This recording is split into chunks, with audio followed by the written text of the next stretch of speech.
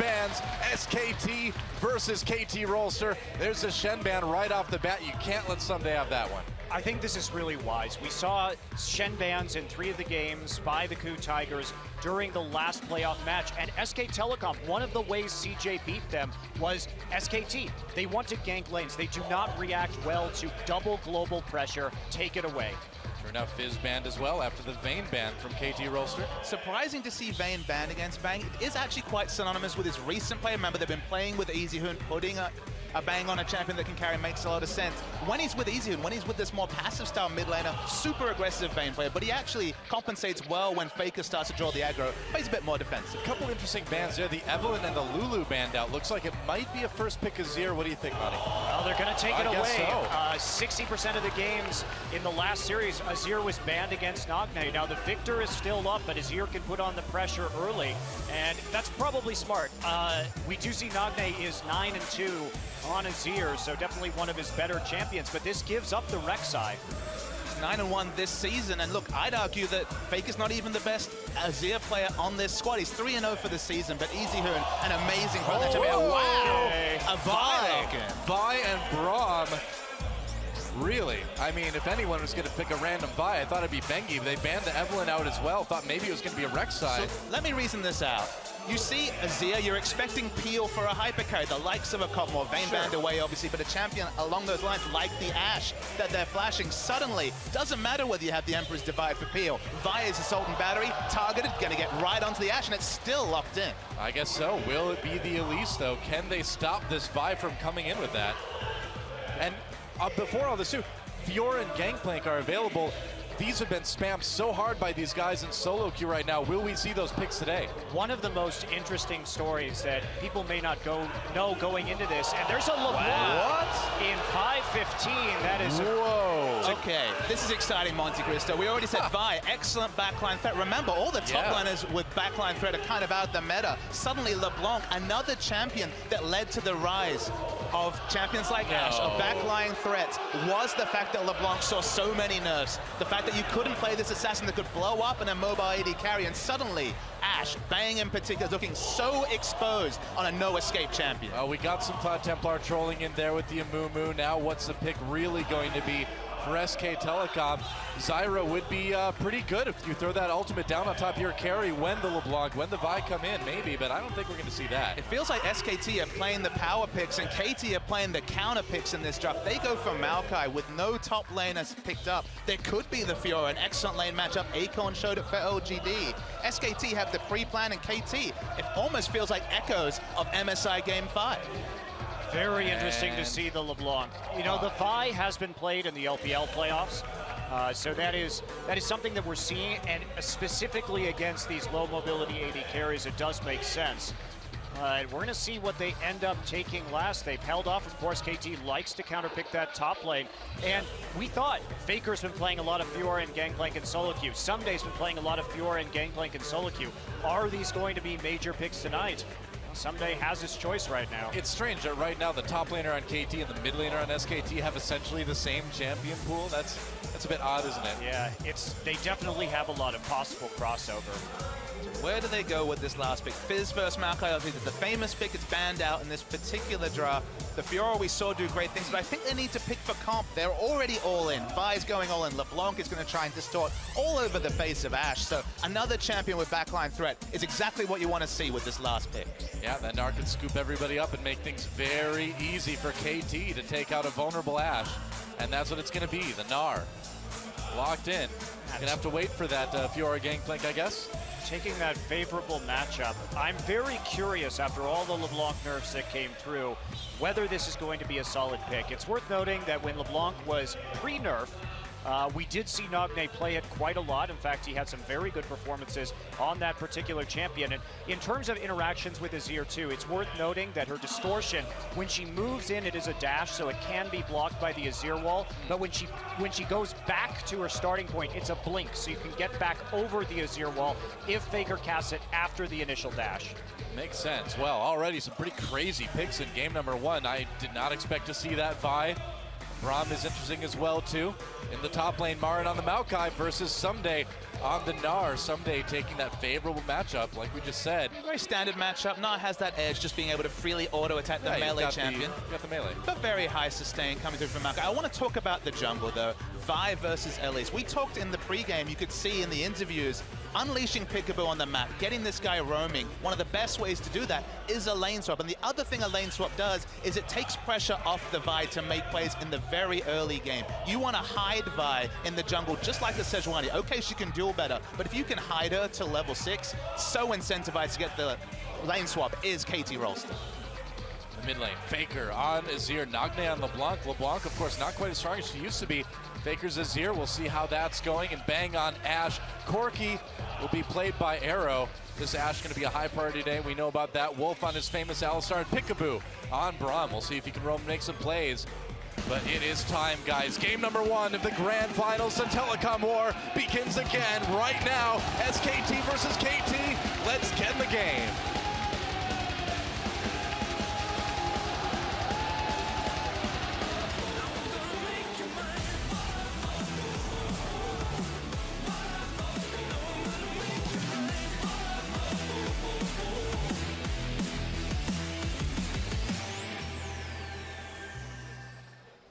And welcome everyone to Summoner's Rift. This is it, SK Telecom T1 versus KT ROLSTER. Back again after 2 years. The last time we saw these teams meet in the Grand Finals, it was one of the most epic 5-game sets we've ever seen in League of Legends, and I've got a feeling this match will not disappoint. SKT moving a little bit into the enemy jungle, just trying to get a few wards down early on, it looks like, warding that blue buff.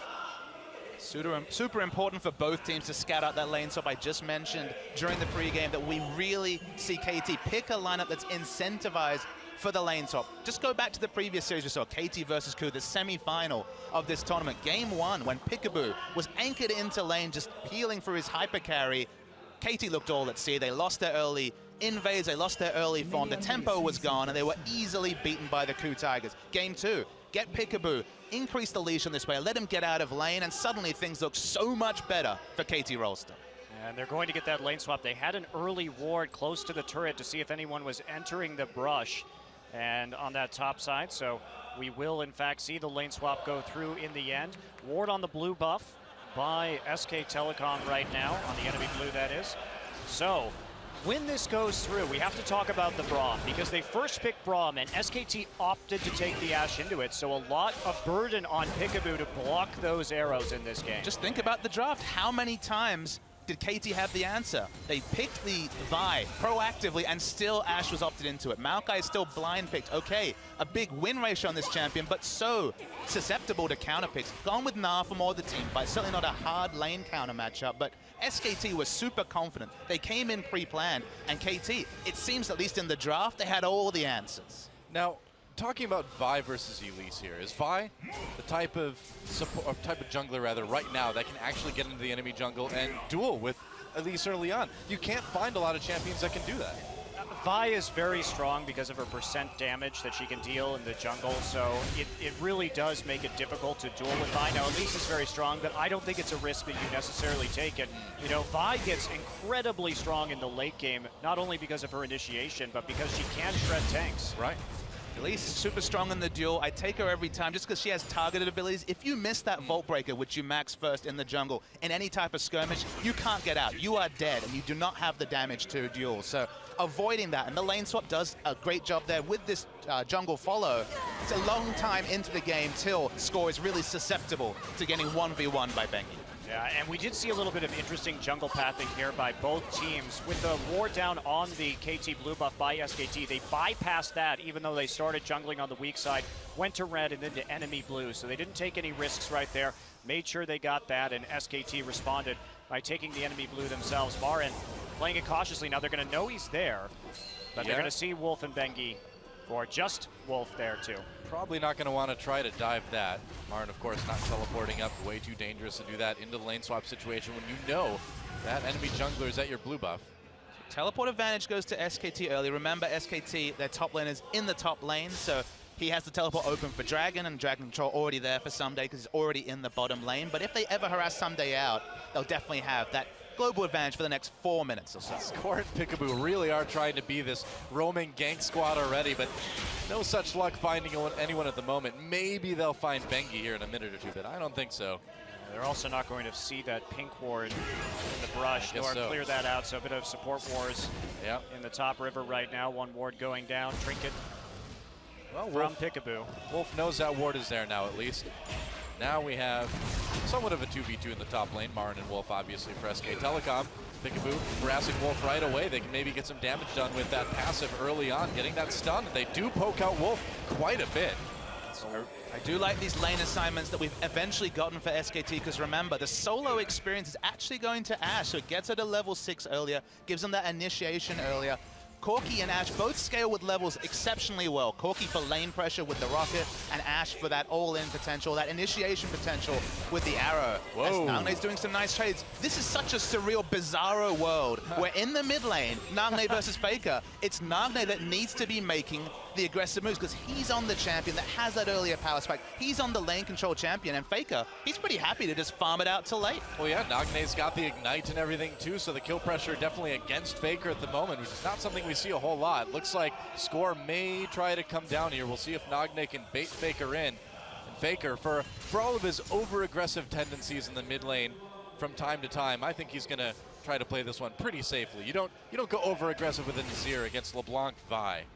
He is an aggressive player, though. 25.8% of his team's deaths compared to Nane, just 20%, so 5% difference. Think about how Faker plays when he's ahead. He's always auto-attacking that turret on a champion like Victor. He's always trying to get chip damage, end the laning phase, and roam around. So this is just different for him because he's much more on the defensive lane choice in the Azir. So his mindset at odds with his champion. Coming in, doing a little bit more damage to Faker. Not a lot of mana, though, so we weren't going to see the all-in quite yet, of course. Yeah, also that very dangerous possibility. Bengi was just there clearing out his pink ward.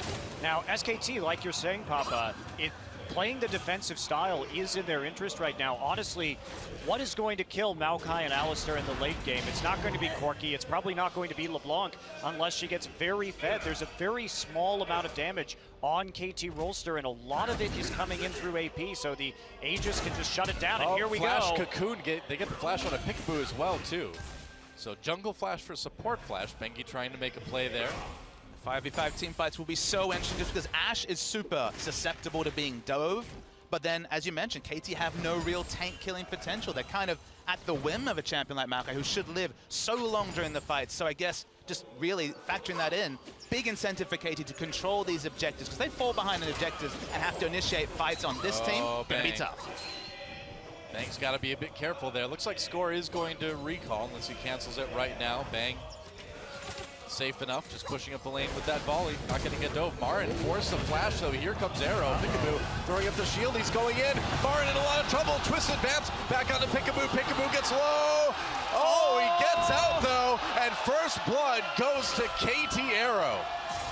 Oh, that is huge. We talked about those first blood stats. They are very in favor of both of these teams to a degree that we don't frequently see, but especially KT, they don't get that first blood. They only win a third of their games.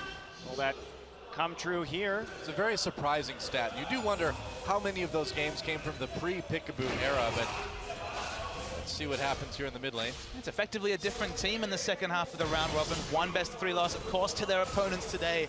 SKT, that was so close. Level 3, it looked like he had a lot of health, but of course the base health is so low. The heal was on point and just lived through it all, did Peekaboo. Very, very close call, but we do see Peekaboo, of course, helping to make plays like he always does. Really interesting that Someday is itemizing the cowl first in this. We almost never see that. Most Nars, of course, want to opt into a Hex Drinker matchup and then try and split push for a while. But what this says to me is that KT knows that they're on a clock here. They need to get the tankiness. They need to fight around Dragon now and get team fight stats as soon as possible. Oh, there's nice Arrow. Peekaboo blocks it, still gets stunned. Gonna take some damage, knocked right back into Bang, right into the Cocoon. Teleport's coming out for KT, but they can't save Peekaboo. Repel, will it allow Bengi to live? Maybe. No, taking so much damage. Arrow with his second kill of the game already at about 9 minutes. A kill on each side. But KT coming in with a bit of an edge here on Dragon. And you'll take that every time. Score level 6 now. They're waiting to see if they can get some sort of play off But no, SKT not going to take that. No Dragon attempt from KT, still a little bit risky. And Arrow, he's definitely ahead of the curve. Maybe he can pick up an Infinity Edge and do some damage to tanks. He's 2-0 and now has red buff as well. And suddenly, bang, even over-leveled, even with the situation that he's been in this game, he has to play from behind. It did show a bit of the danger that that Ashe presents, of course. I mean, even throwing up that shield, Peekaboo got stunned, he got killed. KT really needs to be careful. If that arrow would hit, well, arrow later in the game, it would not be very good for the AD carry. One thing about Someday was the Gnar bar was absolutely perfect. Comes in the Mega Gnar form, has plenty of time to do work, so that was a great TP call from KT. I was a little bit nervous when I saw the TP coming in, but as soon as I saw him in Mega Gnar, all that just melted away. Score is going for the Warrior Enchant this game, definitely going for the offensive build path, trying to pick up some of the damage slack from the likes of Arrow, at least in the mid game. Seeing nice little duel up top, but Score, the one thing you can say is can't really itemize that early Sightstone in this matchup as much as Faker. Oh, Nagne, a lot of damage on the Faker there. Gotta be careful. Meanwhile, in the bot lane, Peekaboo and Arrow getting pretty aggressive. Bang's got his ultimate back up. Score was right there, though, so trying to bait in the all-in. Awkward. Misfire by Someday on that ultimate needs to on the run. top side. He's got to get out. He hops away, should be able to make it out. He will. Meanwhile, more dueling. Such an aggressive laning phase here. They're going to go in. Whoa! Big combo on the Bang, Assault and Battery. And Arrow, that's his third kill. Already, KT is taking apart SKT. And it's a preview of late game team fights. Everyone getting in there on the immobile AD carry. Actually used both summoners as well. It's going to be hard to navigate these fights if you're Bang. That was just a beautiful gank by Score, Arrow, and Peekaboo down to the bot lane.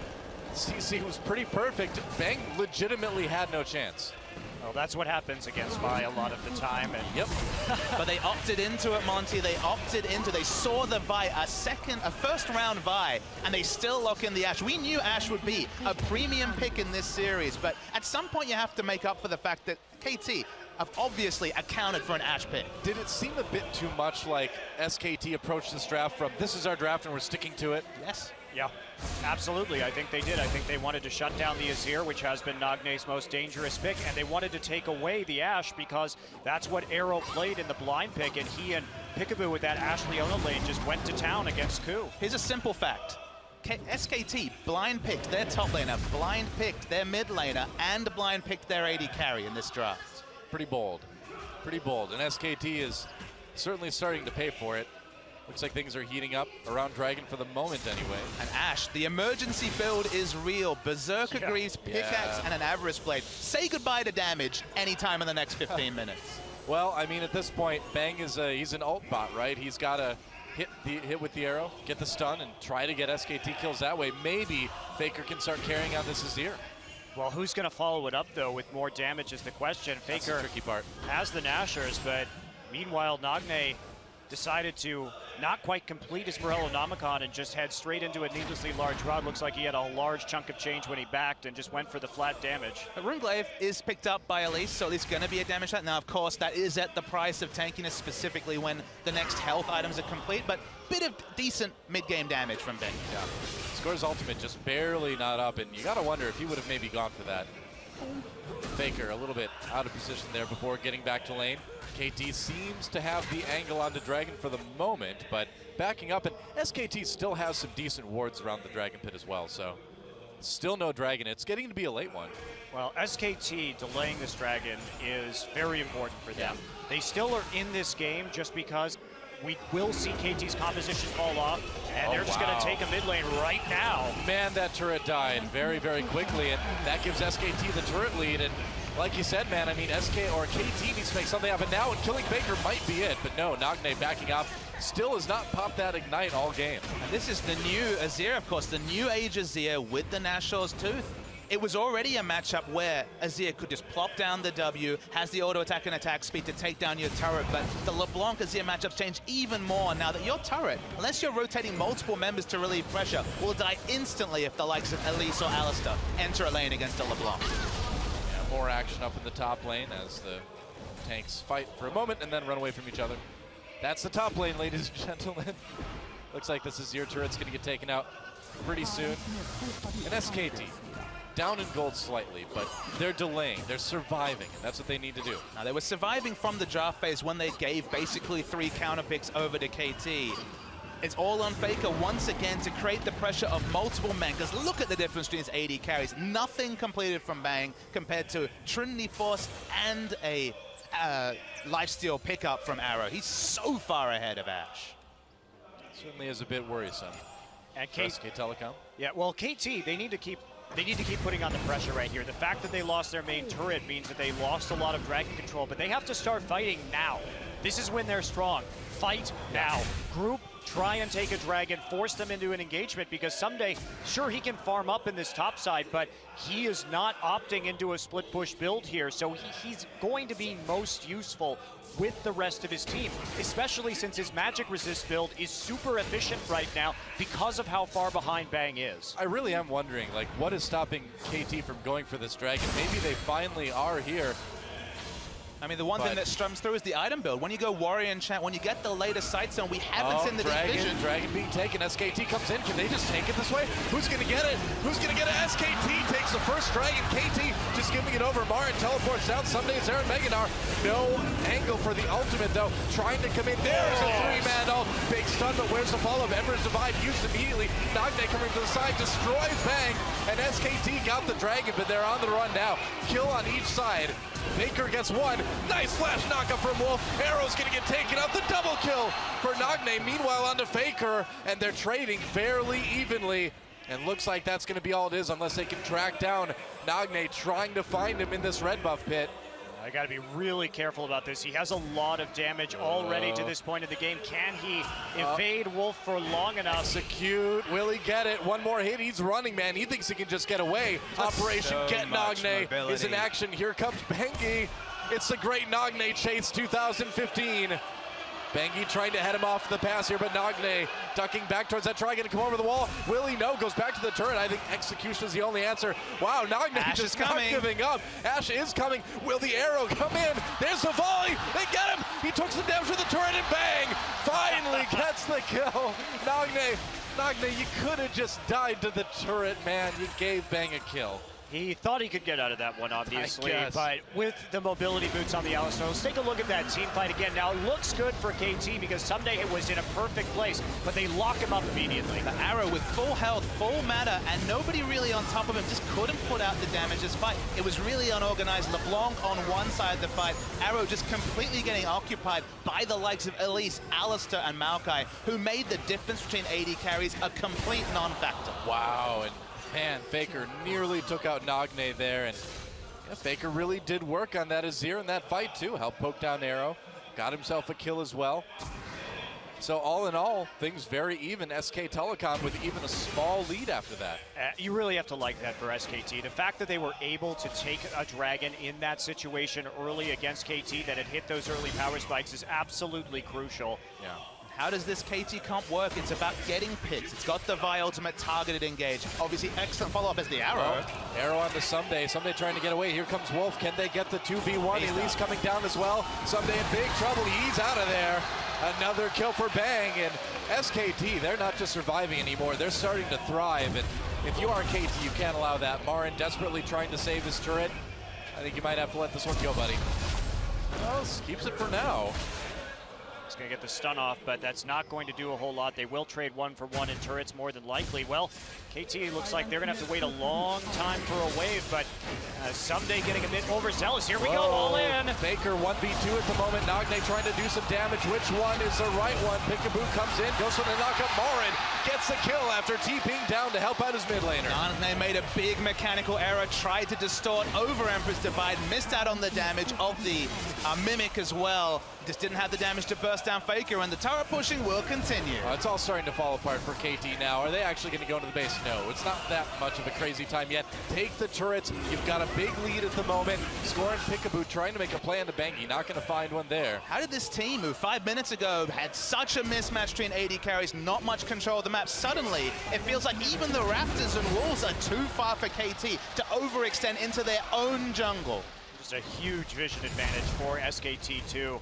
And You know, this is classic SKT. What are they doing right now? They're splitting up. They're so good at controlling minion waves to put simultaneous pressure on the map. They trade objectives really well. They hung in there in spite of a punishing difference from the KT arrows early, and I think that KT played too scared. They didn't want to push their advantage hard enough when they had it. You really got to go back to that moment where KT had a good chance to at least start a dragon fight. They didn't do it. Let's watch this play here on the Nagne. First the distortions cancel. Wait for the mimic as well, cancelled by the Emperor's Divide. That's so much damage completely taken away from Nagne and just assassinated by, of all people, Maokai. Well, Maokai also had TP advantage there, so they tried to make a play. Instant reaction from Marin. Marin said he'd lock up the Maokai whenever it's available. We talked about his win rate in the pregame, and it's looking pretty good. Yeah, 22 games in a row. He has won with that Maokai, and that's a pretty long win rate, man. That is over a season that he has not lost with this champion yet. Well, and he's 24-1 all time on this champion. It is really his signature pickup alongside that Rumble. What does it say about a draft if SKT are willing to blind pick all their lanes and still come out the comfortable victors? It feels like KT drafted a comp that dealt very well with SKTs. They executed well for a few minutes, but they just didn't seem to have the proficiency with this type of pick comp to actually get it through after the baby steps of the game. Well, this is kind of like some of the old issues for KT kind of rearing their ugly head again, right? They've always had a good draft, even when they couldn't win a game to save their life, but right now, good draft, can't seem to execute. Now Someday builds the Hex Drinker. So this is them really switching gears right now. They've decided they can't really do anything in those team fights anymore. They want to try and play against Marin, but that is going to be a hard split push to manage. And items show you the mindset of a team. The reason he built Spectre's Cow first, they already had that big advantage on Corki. Group up, take the dragons. You've got the extra health and magic resist to deal with someone like Faker in a team fight, with someone like Elise. And now suddenly, they realize that objective's kind of a forlorn hope, and they're going for this split push build after Maokai is already so strong. All right, about 6 seconds until Dragon comes up again. SKT with a ton of vision. Hope. Is there any way? Yeah, it doesn't look like there's a way KT can stop it, but they kind of have to fight this at this point, don't they? Whoa. Maybe they were going to go for it. Well, Marin going in on the score there. Score could be in a little bit of trouble. Marin taking a lot of damage. Wolf looking for an angle. Bang just throwing in that volley. Bengi there as well, too. Knock up on the Sunday. Still pretty tanky, but he's not going to be Mega Out for a little while yet. Nagne with some damage on the Faker over the side of the wall there. And they force Nagne away. So SKT with the 5v4 advantage, and they can just turn right onto this Dragon. Pretty telling story when Faker's just opened up himself to a LeBlanc and wins a damage trade against that Snowball Assassin. You look at KT's lineup, you think, okay, Vi can initiate, LeBlanc can get picks, but that's only really if you have the likes of a vision advantage, because in the long lane, you owe a backline carrier's Vi with just a warrior enchant and a Spectre's Cow. You're just going to die instantly. You're not tanky enough for that. And without the vision control, a lot of KT's comp kind of falls apart. And in the late game, too, with Score occupying that role as the primary engage on the team, he really actually does need a Randuin's Omen just to follow up. Banshee Veil, Randuin's Omen, be very nice, but it's not coming anytime soon. Well, yeah, it'd be great, but you need it to just slow up the other members of the team, because otherwise you only have that single target engage and no one else really cares if Vi is back there. Nagne slowly pushing this mid lane up right now. Scores like any oh, it's already gone. Of course it's gone, Score. You have a dragonless situation on your hands, but at least they can give the blue buff over to Nagne anyway. So Arrow, of course, was snowballed early. He's gone for the Bloodthirster, which is his trademark build, but it's kind of a no-damage build, guys. It's not in the late game, especially. These two items together are really about poke around a turret, but they're not really going to be poking. They don't have any initiation to pair with that poke, especially under a turret. Vi is not ulting someone under a turret against the like of the Ashe, Elise, Maokai. So don't really know what this build's going to accomplish, and Bang out of nowhere, pretty healthy in his item build, especially given where he was, what, 12 minutes ago? Yeah, well, I mean, you give an Ashe 2 kills and 3 assists and some turret gold. That certainly seems to help a little bit, doesn't it? He is still down about 25 CS at the moment, about 30 CS. But when you get those kills, turn things right around. Battle for Baron Vision is beginning. Bang gonna take a couple big shots right there. Have to be careful. Damage. Still early in this game. Ashe is only level 12.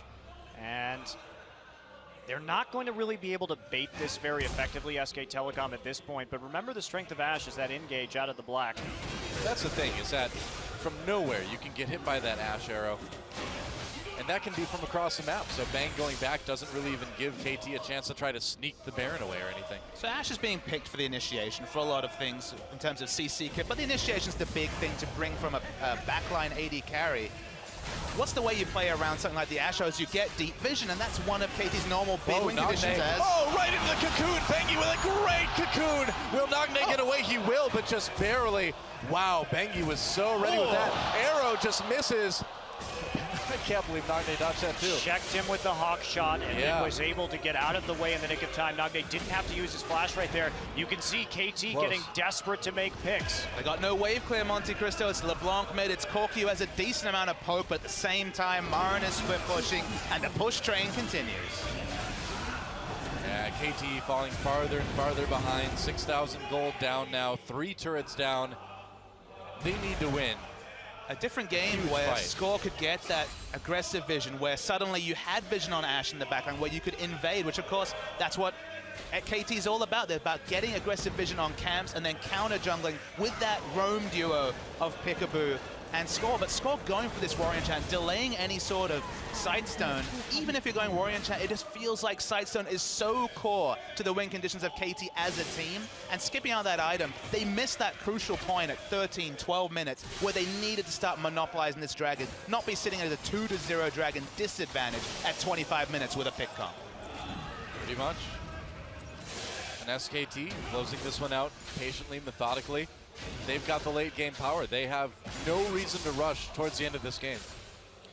Well, one thing about KT is that they are tenacious. They really do have a never say die attitude, and we've seen them come back in the most unlikely situations this season. They've been able to pull wins out of having 3 inhibitors down, being on their base, and in situations that I didn't think it was possible. But a lot of these situations, they also had some big late game threats to make up for the fact that they were bottled up in their base. This time, unless Nagne is able to get a series of miracle picks, it just doesn't seem that likely. How do you get them, Monte Cristo, against all the wards that come out from double Sightstone and improved warding totem? Honestly, and this sounds almost crazy to me, you need what, 3-4 improved sweepers? Green wards in your inventory, and just try and force a vision mismatch. Because if there's equal vision or an advantage in vision to SKT, the picks are just so tough to pull off. Pretty much. KT warding their own jungle a little bit more again, but I think he's going to clear one of them out, or not. Deciding it's a bit too dangerous. And with Dragon coming up in a minute, that's not the time you want to get caught. Just trying to play defensively while they try and build up a bit of a gold bank here, but Faker has kept that mid tower at such an extremely high level of HP for 27 minutes into this game that Marin's Gnar not going to be able to do much to it, and certainly not going to be able to take it out. Score using that Vault Breaker, but has to back off, gets a little scared when he sees that ward inside the red pit. I think I would too.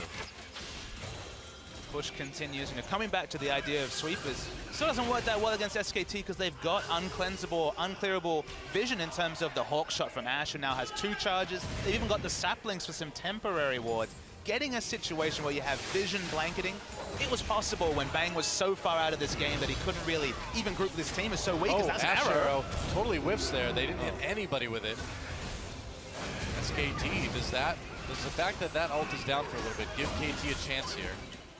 Are they going to try to engage on that? Because if they're going to do it, they need to do it fast. The Ashe arrow has a very short cooldown. We may see them try and take a fight here. Yeah. As a result of that cooldown. I think if you don't do it now, when do you do it? Try and get a pick, that's about it. They're going to actually just try and push for the mid lane. Ah, okay. Yep, charging down the mid lane. They give SK Telecom their 3rd dragon. They do take a turret. In response, will SKT come from the side? Peekaboo takes some damage. Here we go. Are they going to go in? Marin goes deep. Faker in a lot of trouble, though. Gets it with the Assaulted Battery. Pushes people away with that Emperor's Survive. Very patient use on that one. Goodbye, Nagne. A kill for Marin and Bang. Untouched in the back. Going after everyone. Goodbye, Peekaboo. A double kill for Marin. Wolf trying to find more plays to make. Someday finally hits Mega Gnar right before he's taken out by Faker. And it looks like this is going to be an ace. And this is almost certainly going to be the final nail in the coffin for KT ROLSTER. It's too late. There's no one who can kill Marin right now. Marin just had a free twisted advance, didn't even have to flash for it to get onto Nagne at the start of that fight. And as soon as Nagne's locked down, Marin just walks through the rest of the team with impunity. There's simply not enough damage on KT to take fights from this point forward. You think taking down Marin's a problem. Wait till you see what Faker takes in the backline when everyone uses all their abilities onto Faker. He lives, push people away, even gets the exit kill onto Nagne. They can't even kill Faker when they choose him as the priority. And as you mentioned, the damage is just not there to kill this tanky front line. You know, it almost seemed like Faker went around there to draw in the assaulted battery because he knew he could push everybody right into SK Telecom's clutches right after it ended. And if you have to choose one, you're going to definitely choose the Azir to be the one to actually take all that CC because he has that defensive utility. Yeah. If Bang is avoiding the likes of the Vi, the likes of the LeBlanc, job done for Faker, job done for SKT. Yeah, aside from the early ganks, Bang has been untouched. It shows. Well, this is also one of those things that happens against SK Telecom. We saw it at that first Dragon fight. We've seen it throughout this game. They are looking for angles on Faker, and this is, we do see a little bit of scrapping How here. tanky is he? Very, very tanky, but is he 4v1 tanky? I don't know about that. Mengi trying to save his top laner, Bang trying as well. They're going to keep him alive. Bang goes deep. Never mind. Knockup on to score there. Not going to make it out. And Marin, how tanky is he? Well, he is 4v1 tanky right now. That's how tanky he is. Faker, in the meantime, takes out the Krugs. He's going for the top lane turret as well. Well, these fights, Marin's going to kill him. Yeah, I think he will. There's the ultimate. Sapling. Oh, he got him. Oh, nice play by Nagne. Wow, winning actually, that one. dangerous game right there, helping out. Certainly did, but it won't help save that inhibitor, I think. Oh, wait, Marin did kill him somehow. Sapling, perhaps? We'll have Sapling to go back from the grave? I think so. We'll have to go back and see the replay. Either way, SK Telecom takes out their first inhibitor. They're going for their second. Sapling from the grave. It wasn't even the right skin for that, Marin. Faker is completely unafraid of this entire team now. I think Marin has aggressive positioning. Faker's opting into plenty of aggression from KT. We talk about Peekaboo being unleashed, but now Faker's unleashed, man. Oh, Here we go. There we go. Versus Vi. Push the score in. Vi, are you coming for Azir? Is that what you're supposed to do? Well, guess what? Azir is coming for you. Wow, that was so perfectly done. Just the knock-up from the wall straight into the Pulverize, and SK Telecom just plowing forward in this game. There's the TP from Marin. It's over. Marin TP's in to help secure this victory as the Nexus goes down, and despite a strong start from KT in the early minutes of that game, SKT will take the early lead. GG. The question we asked in the draft is, can SKT get away with a greedy draft, blind picking 3 of their lanes? The answer is an emphatic yes. Well, the answer, I think, is an emphatic once. Because that game really could have gone the other way based on those early kills. KT opted into those specific builds, though, and they didn't play it out properly. If you want to get those kills onto Corki and then build the Gnar tank, you have to group early. You have to play aggressively around that dragon, and they just failed to do that until it was a little bit too late. But a lot of credit. I was saying before we got into the end of that game that look at how much aggression Faker absorbs every single fight. LeBlanc and Vi are trying to get onto him, almost ignoring the Ashe, and I don't think you do that. I think you just have to go for the Ashe, who is less defensive. Faker built the Rylai's to have some more HP and defensive statistics, and they could never actually kill the Azir. So people tunnel on Faker because he is so good and you know what a threat he is, but that game, I think you just keep on trying to pick off the weakened Ashe. I agree. So SK Telecom with that early lead, and KT coming up with some creative stuff. We'll see what they have for game number 2. We're a long ways from over, guys. Don't go anywhere. We'll be back.